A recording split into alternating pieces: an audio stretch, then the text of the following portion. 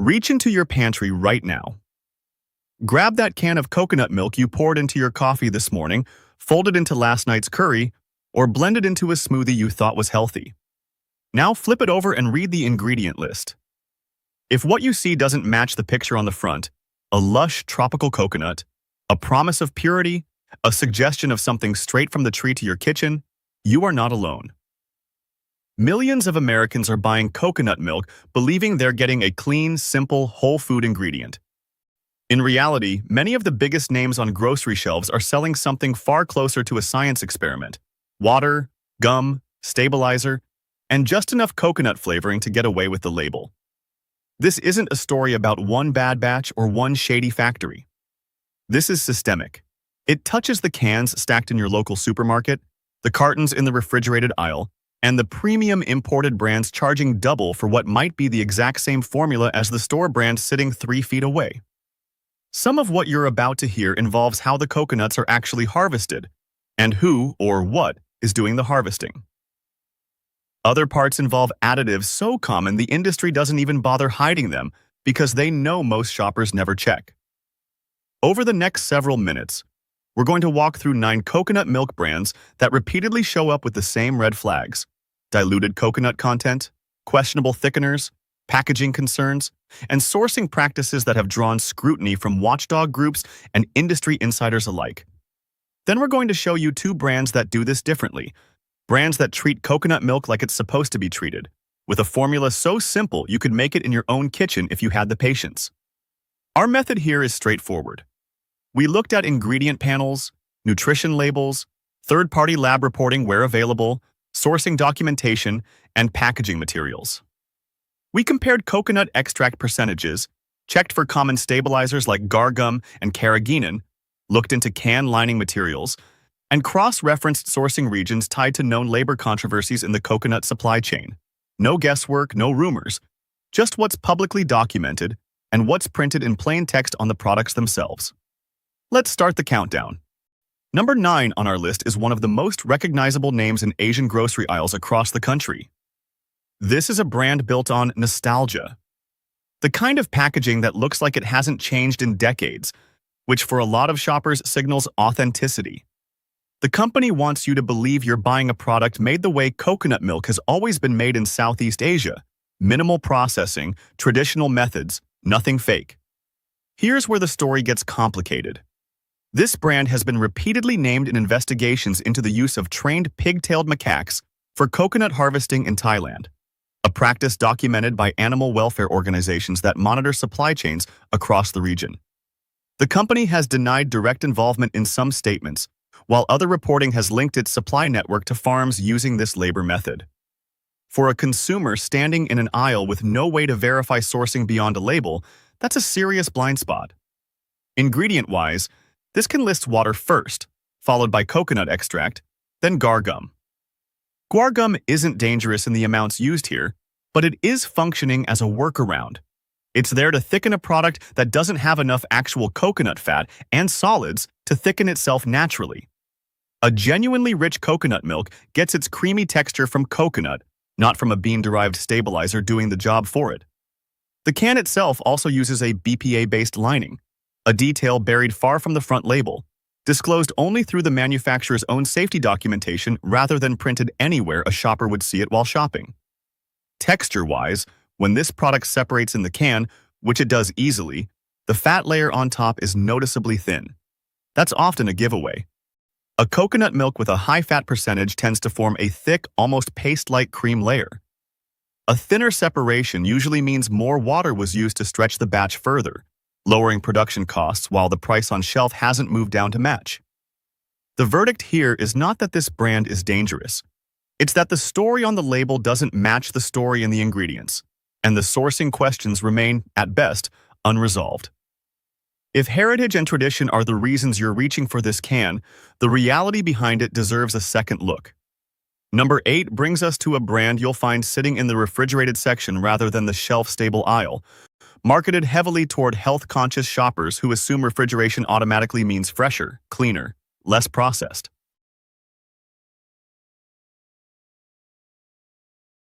Number 7. takes us to a brand that leans hard into premium positioning.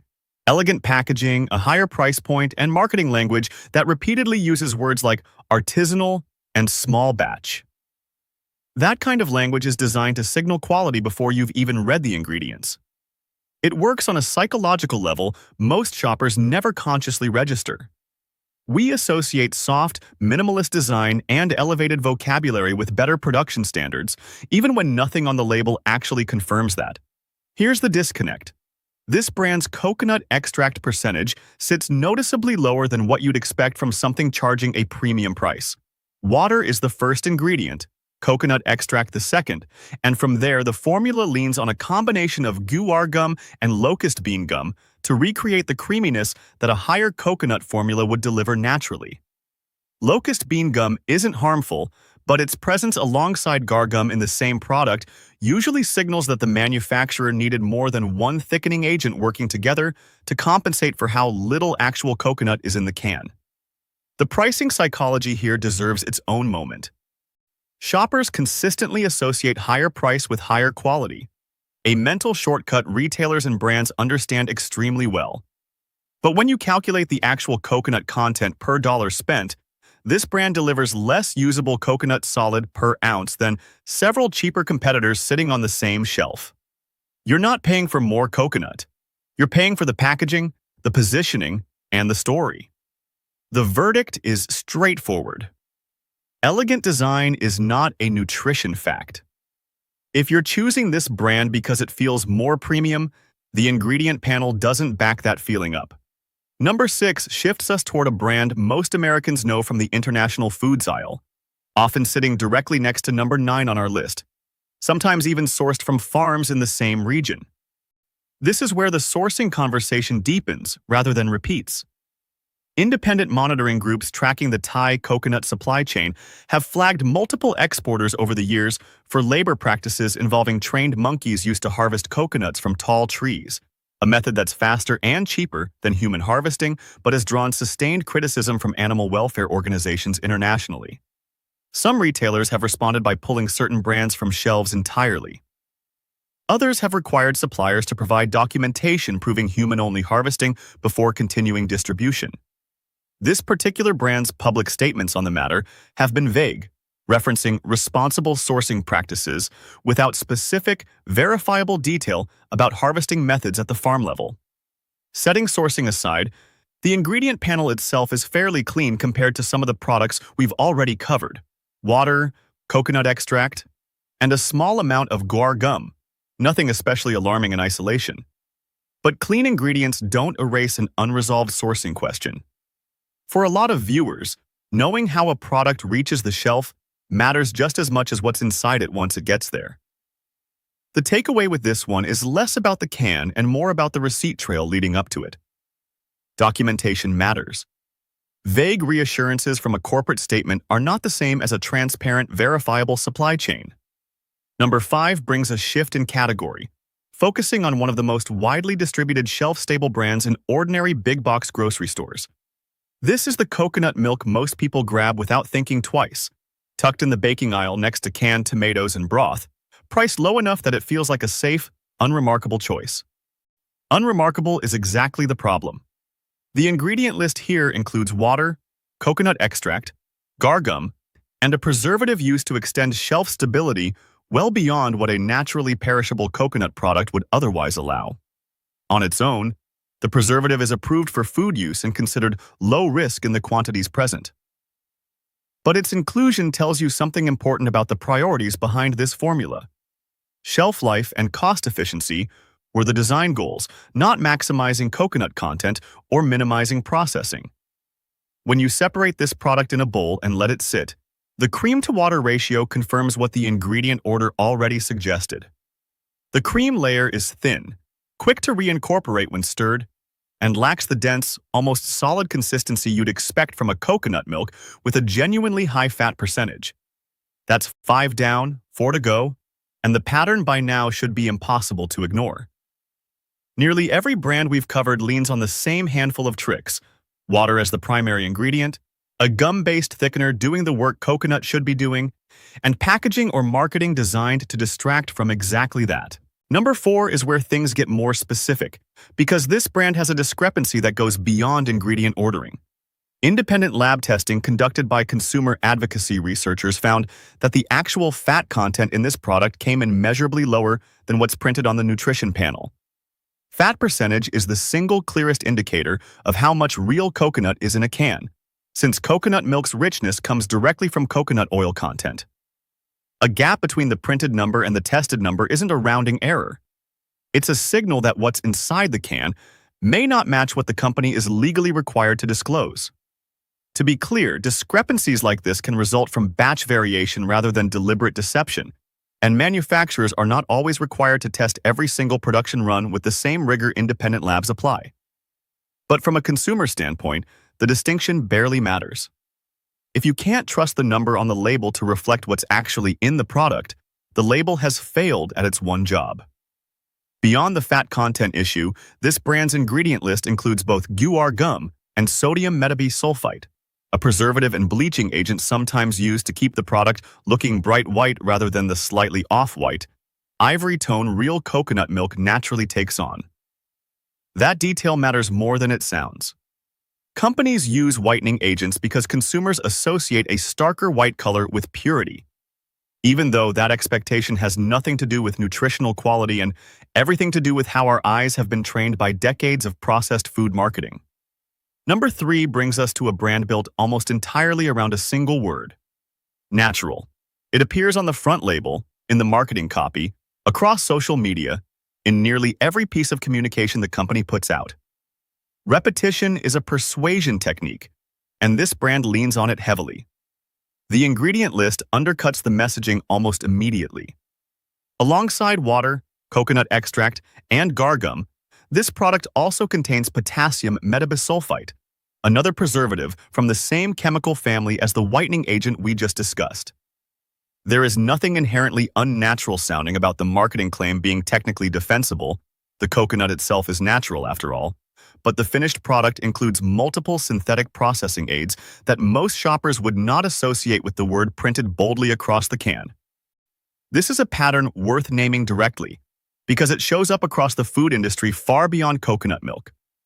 A single accurate word, repeated often enough, can create an impression that extends far beyond what that word actually guarantees. Natural describes an ingredient's origin. It says nothing about how many steps, additives, or preservatives stand between that origin and the can in your cart.